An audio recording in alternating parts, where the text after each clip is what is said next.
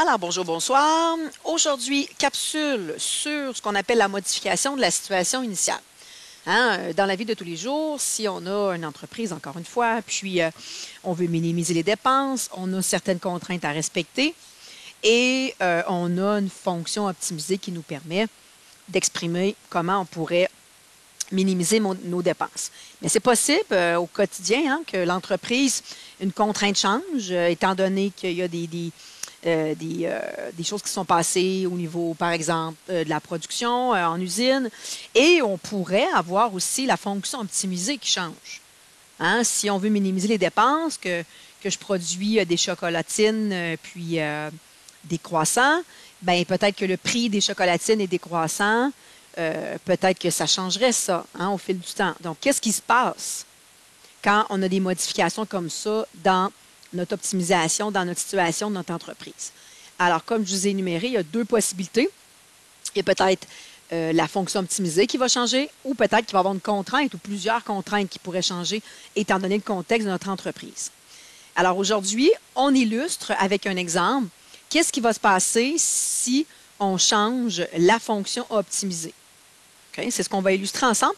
Et ça va nous permettre aujourd'hui d'aller refaire un problème d'optimisation en long et en large. Donc, je vais en profiter pour aller vous redonner quelques trucs au besoin, question que ça fasse moins mal un petit peu. Alors, aujourd'hui, on a une compagnie de tables et de chaises. Une compagnie produit chaque semaine au moins 20 tables et 80 chaises. Au moins 4 fois plus de chaises que de tables et au plus 200 chaises et tables au total. Si la compagnie fait un profit de 15 $ par chaise et 25 $ par table, quelle quantité de chaises et de tables doit-elle produire par semaine pour réaliser un profit maximal?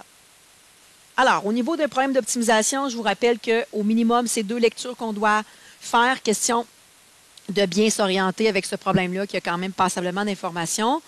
Et la technique d'aller souligner les éléments importants, c'est vraiment aussi une chose à faire, étant donné que vous allez faire ressortir ce qui est important, puis oublier ce que vous n'avez pas souligné par la suite. Alors, là, ici, j'ai une vague idée seulement de ce quoi ça parle, fait que je vais relire le problème avec vous, puis on va aller souligner les éléments importants. Une compagnie produit chaque semaine au moins 20 tables et 80 chaises. Donc ici, au moins 20 tables, au moins c'est un signe d'inégalité, fait que ça sent l'inéquation, et au moins 80 chaises. Okay, donc ici, on peut peut-être se l'ajouter, c'est au moins 20 tables et au moins 80 chaises. Donc ici, possiblement 2 contraintes. Au moins 4 fois plus de chaises que de tables. Possiblement une autre contrainte ici. Et au plus 200 chaises et tables au total. En voilà possiblement une autre. Fait qu'ici, dans la même phrase, on a 4 inéquations de cachés. Comment ça que je sais ça? Parce que je vois des mots-clés pour les inégalités. Au moins, celui-là, je l'ai ajouté pour celle-ci, et au plus. Donc, j'ai 4 mots-clés pour les signes d'inégalité, donc possiblement 4 contraintes ici de cachés déjà. Si la compagnie fait un profit de 15 $ par chaise et 25 $ par table, donc 15 $ par chaise et 25 $ par table, quelle quantité de chaises et de tables doit-elle produire pour avoir un profit maximal? Pourquoi ici, je souligne ça d'une autre couleur? Parce qu'on le sait qu'à la fin d'un problème d'optimisation, c'est probablement là que se cache la fonction à optimiser. Donc ici, comme je veux maximiser du profit, donc de l'argent, c'est pour ça que je vais aller placer mon 15 $ et mon 20 $ dans la même couleur. Parce que si je veux maximiser du profit, l'argent va aller avec le profit et donc va aller avec ma fonction à optimiser Z. Donc, je distingue contrainte et fonction optimisée. Je prends 2 couleurs différentes. Je vous invite à faire de même, question de vous faciliter la vie. Alors, on prend cette situation initiale-là, on va la résoudre ensemble, puis après ça, on verra si le contexte change, qu'est-ce qui se passe. Mais avant toute chose, il faut résoudre le problème initial. Alors, vous le savez que dans un problème d'optimisation, la première étape, ce sont les variables. Ici, pas de variable dépendante ou indépendante. On parle de 2 choses dans ce problème-là. La question que tu peux te demander pour identifier les variables, c'est qu'est-ce que je ne connais pas ou qu'est-ce qu'on demande. Parce que si je te le demande, c'est parce qu'on ne le connaît pas. Et en mathématiques, ce qu'on ne connaît pas, bien souvent, on l'identifie avec des variables. Alors ici, je te demande quelle quantité de chaises et de tables on doit produire pour réaliser un profit maximal. Fait que si je te demande la quantité de chaises et tables à produire, c'est parce qu'on ne le connaît pas. Donc, je ne connais pas le nombre de tables et je ne connais pas le nombre de chaises. Je vous rappelle que d'ici d'aller inverser tes deux variables, il n'y aurait pas d'inquiétude, c'est juste que tout va être inversé. Okay? Dans ton polygone de contrainte, il va se passer une espèce de rotation dans ton polygone de contrainte. Tes sommets vont être inversés dans ton polygone de contrainte, mais au bout de la ligne, tu es supposé arriver à la même réponse que moi. Alors, première étape, variable. Deuxième étape, on sait qu'on doit sortir les contraintes. Alors, tu remarques là, encore une fois, attention, bien numéroter chacune de tes étapes. On sait que dans un problème d'optimisation, on a 6 étapes, il faut bien les numéroter. Alors, on met nos deux contraintes de non-négativité toujours. Ces deux contraintes-là existent parce qu'on ne peut pas produire un nombre négatif de tables et de chaises. Et là, on va aller revoir nos mots-clés en haut, puis on va tenter d'aller traduire chacune des inéquations. Alors, au départ, pardonnez-moi, on avait au moins 20 tables. Comment j'écris ça? Donc, les tables, au moins 20. Je vous ramène au lexique mathématique que je vous ai fourni pour vous aider à passer du français aux maths. Fait que si vous allez voir le lexique de page 14 de mémoire dans vos notes, vous allez voir qu'au moins, ça se traduit par plus grand ou égal. Ça va être notre contrainte 1. Ensuite, on dit au moins 80 chaises. Donc, les chaises, c'est Y, au moins, plus grand ou égal, 80. Notre deuxième contrainte. Troisième contrainte. Je vais me tasser un petit peu. Question de laisser de l'espace éventuellement là, pour notre polygone de contrainte. Je vais aller mettre la troisième ici. Donc, troisième contrainte, au moins 4 fois plus de chaises que de tables. Alors, ça, c'est pas facile, c'est un piège. Hein, quand on a la formulation au moins tant de fois plus que ça, ça sent la bisbille. Alors, il faut vraiment se concentrer là, pour s'assurer de bien écrire cette inéquation-là. Alors, au moins 4 fois plus de chaises que de tables. Donc, on peut aller placer peut-être le au moins, qu'on connaît, plus grand ou égal. On va dans l'ordre du texte. Donc, 4 fois plus de chaises que de tables. Donc, chaises, table. Et par la suite, il faut aller placer le fois 4 parce qu'on a 4 fois plus. Si on a 4 fois plus de chaises que de tables, on a moins de tables. Donc, on va aller placer le fois 4 à la quantité qui en a le moins. Voici mon inéquation. La quatrième qui dit au plus 200 chaises et tables au total. Donc, tout ensemble, tout ce bel affaire-là ensemble. Donc, les chaises et les tables ensemble. Donc, ensemble, ça, c'est une addition. Il faut que ça soit au plus c'est plus petit ou égal, 200. Voilà. Voici mes 4 inéquations. Troisième étape. Fonction à optimiser. Fonction à optimiser. Quelques mots pour identifier ton étape. On sait que la fonction optimisée, on l'appelle Z. Ici, on veut faire un profit maximal. C'est 15 $ par chaise et 25 $ par table. Donc, 25 $ par table et 15 $ par chaise. Donc, quantité fois le coût. Et si on veut maximiser ça, identifiez-moi ça. Si tu ne me dis pas que si tu veux maximiser ou minimiser, je ne peux pas le savoir. Parfait. Quatrième étape.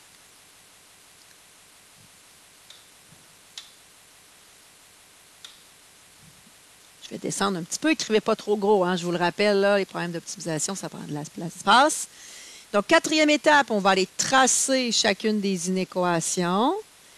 On va commencer par la première. On en a 4 à les tracer, excluant nos 2 contraintes de non-négativité.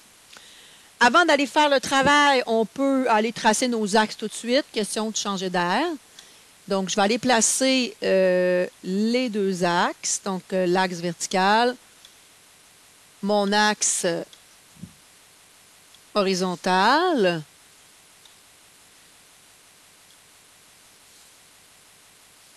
Voilà. On peut aller identifier nos axes aussi. Donc, le X, c'est le nombre de tables.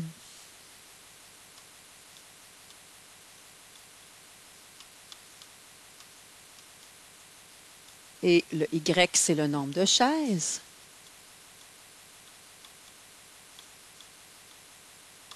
Voilà. Parfait. On sait que les 2 contraintes de non-négativité vont nous amener à être coincés au premier cadran. C'est pour ça que j'ai tracé 2 axes ici qui viennent dans les extrémités de ton quadrillage. Bon, alors on va aller tracer les 4 inéquations que j'ai numérotées. Je vais aller les mettre peut-être d'une autre couleur, question qu'on les voit bien. Si tu me permets, c'est pas grave si c'est pas fait de ton côté, là. Mais ici, au niveau de la clarté, là, je voudrais juste m'assurer qu'on se suive bien. Donc, première, deuxième, troisième et quatrième. Voilà. Alors, la première, là, on se rappelle que pour aller tracer ça, hein, on se rappelle qu'on se fait des tables de valeurs ou qu'on s'ajuste là au niveau visuellement là, avant d'aller tracer. Okay? On n'y va pas une après l'autre, puis on les trace une après l'autre au niveau des droits de frontière. C'est dangereux de ne pas choisir la bonne graduation qui vient faire le tour des 4. Okay? Donc, je vous suggère de faire des tables de valeurs ou d'analyser chacune des inéquations. Après ça, choisir une graduation qui va avec les 4 inéquations. Et après ça, on trace nos droits de frontière puis on trace nos régions solutions. Okay? Donc, si je commence par la première et la deuxième, qui sont des cas particuliers qu'on rencontre souvent, alors il faut être prêt et prête à les rencontrer et à les gérer. Alors, la première, c'est x plus grand ou égal à 20. Donc, il faut commencer par aller tracer. X égale 20. On se rappelle que x égale une valeur, c'est une droite verticale vis-à-vis la valeur en question. Donc, x égale 20, ça va être une droite verticale vis-à-vis 20. Ou, présentement, je ne sais pas encore, on va choisir la graduation à la fin, mais il faut savoir que c'est une droite verticale. Ici, pas besoin de table de valeur, hein? C'est une droite verticale, c'est un cas particulier. On va aller se laisser un petit peu d'espace pour aller faire la région solution. Je vais aller écrire la deuxième. La deuxième, c'est y plus grand ou égal à 80. Donc, je dois tracer la droite frontière y égale 80. Y égale une valeur, on se rappelle que c'est une droite horizontale vis-à-vis 80. Donc, je vais me rendre à 80 au niveau de ma graduation pour le Y, je n'aurai pas le choix. Mais ici, pas besoin de faire une table de valeurs. Parce que c'est un cas particulier. La troisième, y plus grand ou égal à 4x. Donc, y, juste aller valider, plus grand ou égal à 4x. Alors, ici, je dois commencer par aller tracer la droite frontière qui est y égale 4x. Ici, ce n'est pas un cas particulier, alors je t'invite à te faire une table de valeurs pour avoir une idée de la graduation essentiellement après ça qui serait préférable pour chacune, tous ensemble. Alors, y égale 4x, ben, le taux de variation est positif, donc ça monte, cette histoire-là. On va aller mettre 0, on va aller mettre 20, on va aller mettre 40. Pourquoi je fais des bonds aussi grands? Ben là, je constate que tantôt, c'était x égale 20. Fait que par rapport au x, là, je vais au moins avoir à me rejoindre. Il faut au moins que je me rende à 20. Fait que j'ai fait 0, 20, 40, juste pour voir. Alors, si je remplace le x par 0, 4 fois 0, 0. Si je remplace le x par 20, 4 fois 20, 80. Et si je remplace le x par 40, 4 fois 40, 160. On se rappelle que pour tracer une droite, ça prend au minimum 2 points. J'en mets 3 dans ma table de valeurs juste pour me sécuriser. Dernière inéquation, x plus y plus petit ou égal à 200. Je dois avant tout aller tracer éventuellement ma droite frontière, qui est x plus y égale 200. J'isole mon y, question de voir ce qui se passe. Donc, y égale moins x plus 200, ou moins 1x plus 200. Cette droite-là descend, parce que mon taux de variation est de moins 1. Donc, ma droite descend. On se rappelle que quand on a une droite qui descend, on doit s'assurer de voir la fin de la droite. OK? Au niveau de la graduation, parce que si jamais le polygone de contrainte est à la fin de cette droite-là, à droite de ton graphique, si ta droite qui descend ne touche pas l'axe des X, tu ne verras peut-être pas la fin de ton polygone de contrainte. Et là, tu ne la trouveras pas drôle parce que tu vas devoir tout effacer et recommencer ton traçage. Donc, allons voir toujours à 0 ce qui se passe. Moins 1 fois 0 plus 200, ça fait 200. Et là, je dois essayer de me rapprocher de Y qui vaut 0. Okay, pour voir la fin de ma droite là, qui descend. Donc, je vais aller voir à 100, tiens. Moins 1 fois 100 plus 200, ça fait 100. Et là, on peut se demander, il y en a qui vont probablement le voir, là, quel chiffre plus 200 va donner 0? C'est mon objectif. Bien, ça va être 200. Parce que moins 200 plus 200, ça fait 0. Et c'était l'objectif, encore une fois, de me rapprocher le plus possible ou d'avoir le point. La coordonnée y égale 0 dans une coordonnée de point, c'est encore mieux, encore une fois. Au risque d'être fatigante et de répéter pour voir la fin de la droite là, qui descend. Alors, j'ai fait une analyse de mes 4 droites frontières. Là, je vais être prête à les graduer. Alors, si je regarde pour les X, ici, on se rend à 20. Ici, il n'y en a pas. Ici, on se rend à 40. Et ici, on se rend à 200. Donc, le maximum de X que j'ai dans mes tables de valeurs ou dans mon analyse, c'est 200. Fait que je vais m'organiser pour me rendre au moins à 200. Fait que si je gradue en bond de 10, donc 1 carré pour 10, allons voir qu'est-ce que ça donne. Encore une fois, l'objectif, c'est de me rendre à 200. Je pense que ça va être un bon choix. Donc, 100, 120, 140, 160, 180, 200, bingo. J'arrive à mon maximum. Donc, des bonds de 20 ici, c'est un bon choix. Par rapport à mon Y, j'analyse. Ici, je n'ai pas de Y. Ici, je me rends à 80. Ici, je me rends à 160. Puis ici, je me rends à 200. Donc, le maximum que j'ai pour mon Y, c'est 200. Je dois me rendre au moins à 200. Alors ici, je dois aller un petit peu plus rapidement au niveau de ma graduation. Fait que je pense que je vais faire un bond pour 20, un carré pour 20, pardon, et non un carré, et non 2 carrés pour 20. Je pense qu'on devrait être pas pire. Donc 20, 40, 60, 80, 100, 120, 140, 160, 180, 200, bingo.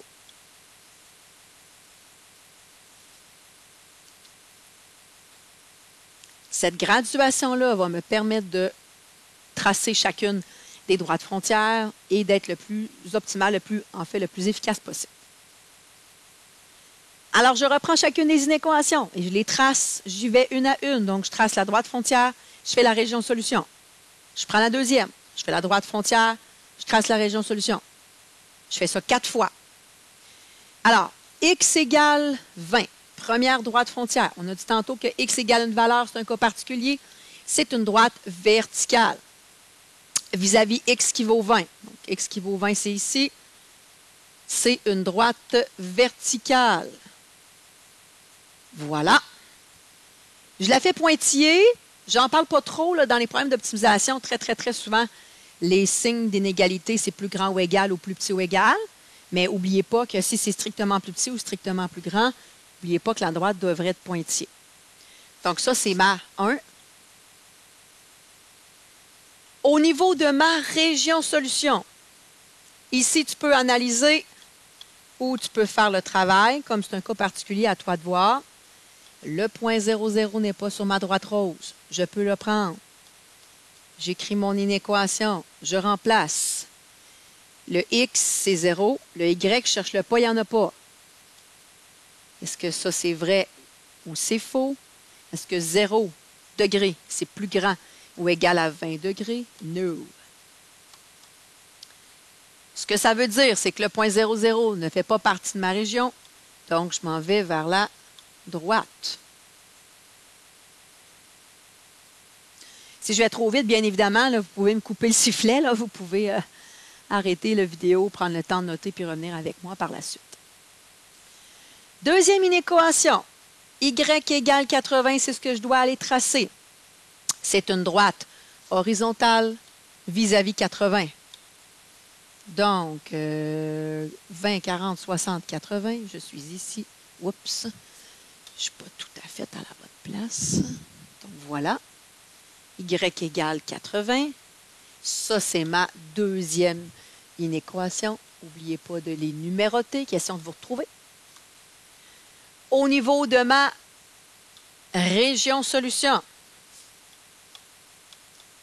le point 0, 0 n'est pas sur ma droite. Je peux le prendre. J'écris mon inéquation de départ. Je remplace. Ne cherchez pas le X ici, il n'y en a pas. Il est devant toi. Est-ce que ça c'est vrai ou c'est faux? Est-ce que 0 degré c'est plus grand ou égal à 80 degrés? Pantoute. Oups, je dis pantoute puis j'écris vrai. Ça ne va pas bien mon affaire. Donc ça c'est faux. Bien évidemment, pardon. Ce que ça veut dire, c'est que le point 0, 0 qui est ici ne fait pas partie de la région de ma droite horizontale. Donc, je m'en vais vers le haut. Mets-toi des flèches, quelques flèches là, ici, là, au fur et à mesure que tu te déplaces. Pour les deux inéquations qu'on vient de faire, 1 et 2, là, le travail de la région solution, je peux vivre sans ça, parce que c'est un cas particulier. Okay? Par contre, pour la 3 et la 4, là, je dois voir le travail algébrique de la région solution. Troisième, droite frontière à tracer dans un premier temps. Y égale 4x. J'ai des points ici, je vais aller les placer et je vais relier. 0, 0, point. 20, 80. 20, 80, c'est complètement ici à l'intersection. Et 40, 160. 40, ici. Et là, on va être prêt à relier. Donc, tu prends ta règle et tu me relis ça. Ça devrait ressembler à ceci.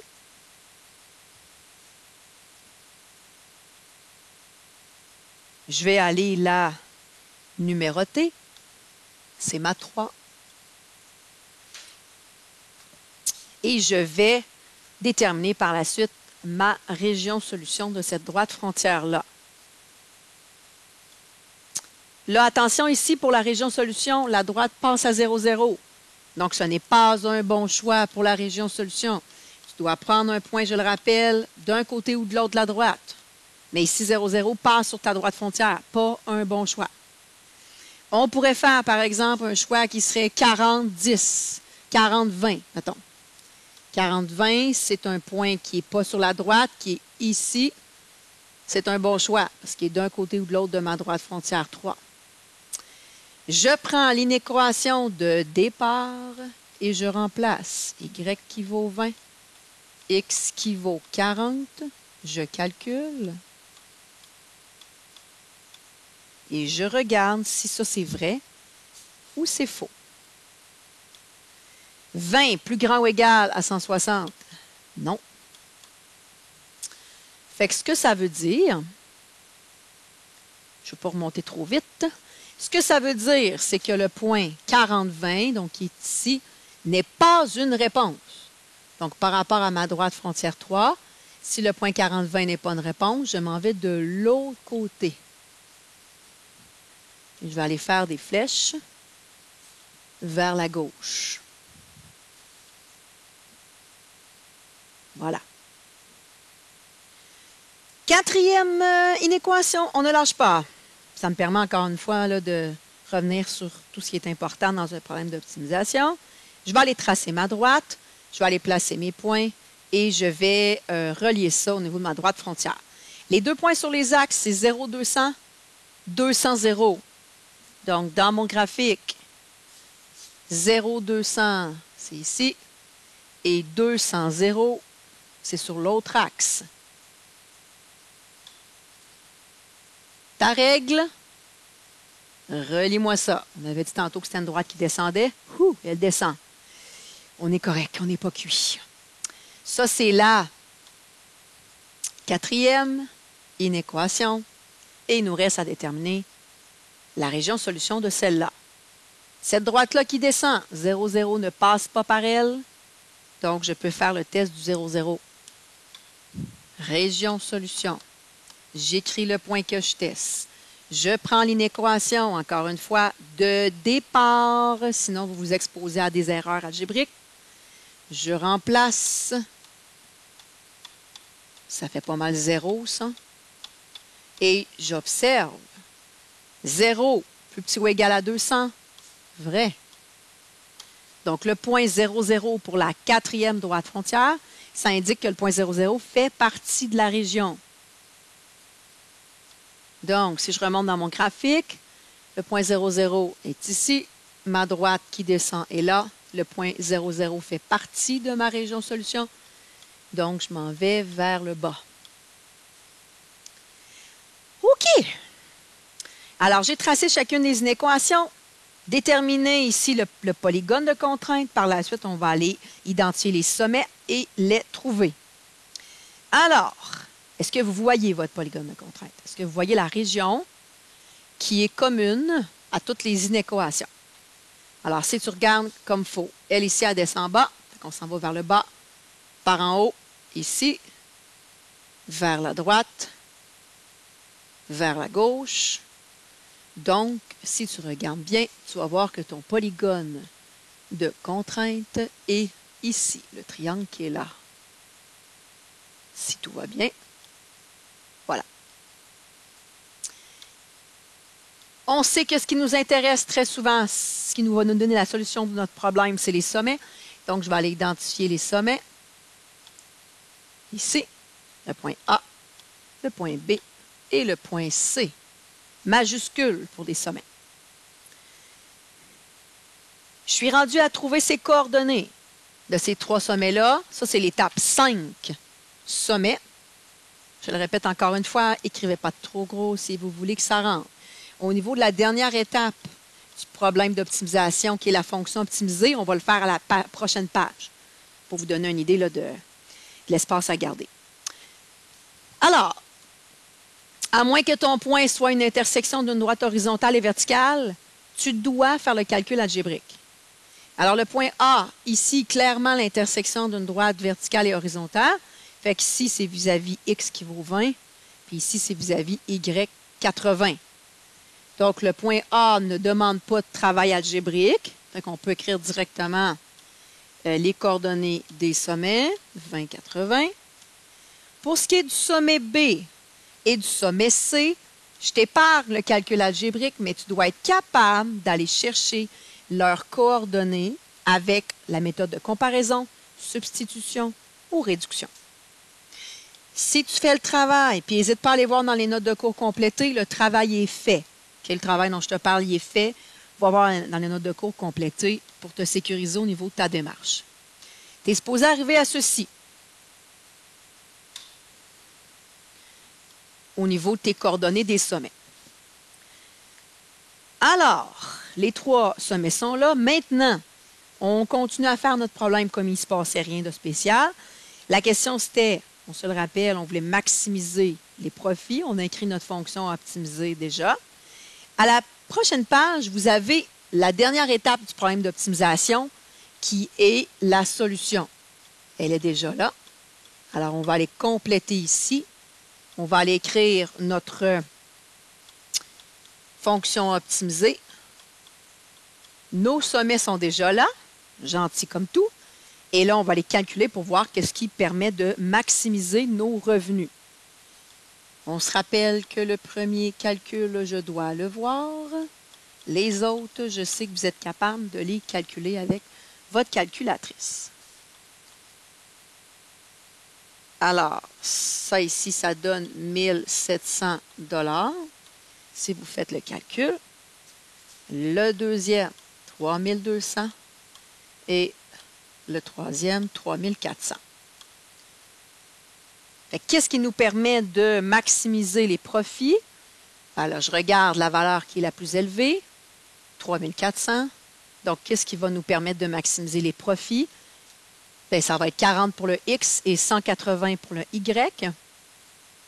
Donc, ce qu'on va avoir besoin pour maximiser les profits, ça va être 40 tables pour maximiser les profits, 40 X et 40 tables, et 160 chaises.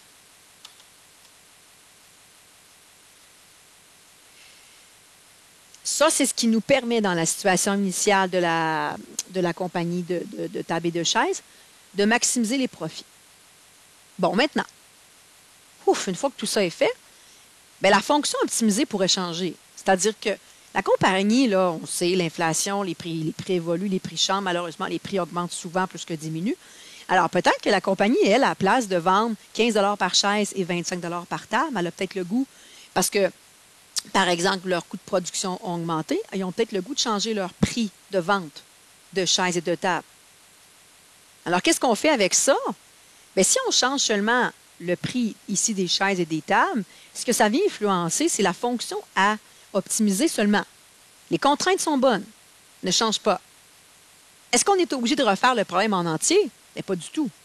Parce que comme les contraintes ne changent pas, bien, le polygone de contraintes ne bougera pas. Les variables ne bougeront pas, les contraintes ne bougeront pas. Donc, notre travail qui a été fait dans les 5 premières étapes n'est pas à mettre aux poubelles. Au contraire, tout ça est beau.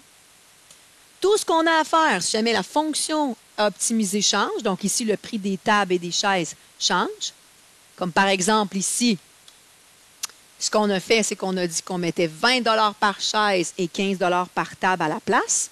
Bien, on n'a pas à refaire le problème en entier.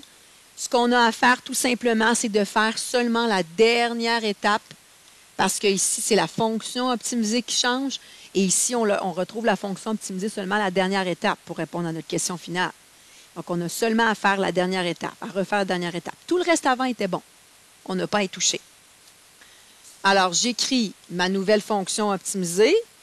Alors, 15 $ par table, donc 15X, plus 20 $ par chaise, donc 20Y. Les sommets n'ont pas bougé dans le polygone de contraintes parce que les contraintes n'ont pas changé. Alors, je n'ai qu'à recalculer ça ici. Parce qu'ici, est-ce que la réponse va changer? C'est ce qu'on va aller voir. Alors ici, j'obtiens 1 900 $ et les deux autres, 3 900 et 3 800.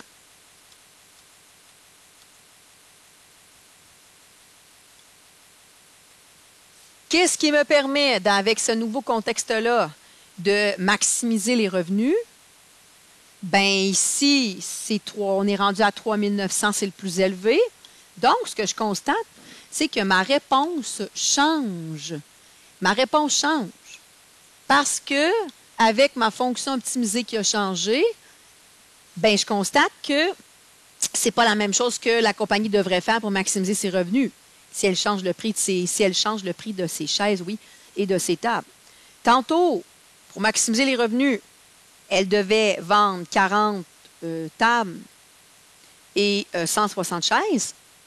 Bien, si on change la fonction optimisée, donc on change les coûts des tables et des chaises dans le quotidien, bien, la réponse est changée. Donc, pour maximiser les revenus maintenant, on va devoir vendre plutôt 20 tables et 180 chaises. Donc, si on change la fonction optimisée dans le contexte, on n'a pas à se retaper le problème en entier. Tout ce qu'on a à faire, c'est de changer la dernière étape seulement, parce que la fonction optimisée vient influencer seulement le résultat final. On recalcule et si notre réponse change, bien, on indique le changement. Voilà pour ce qui est de la première modification que c'est possible de rencontrer. Bon travail!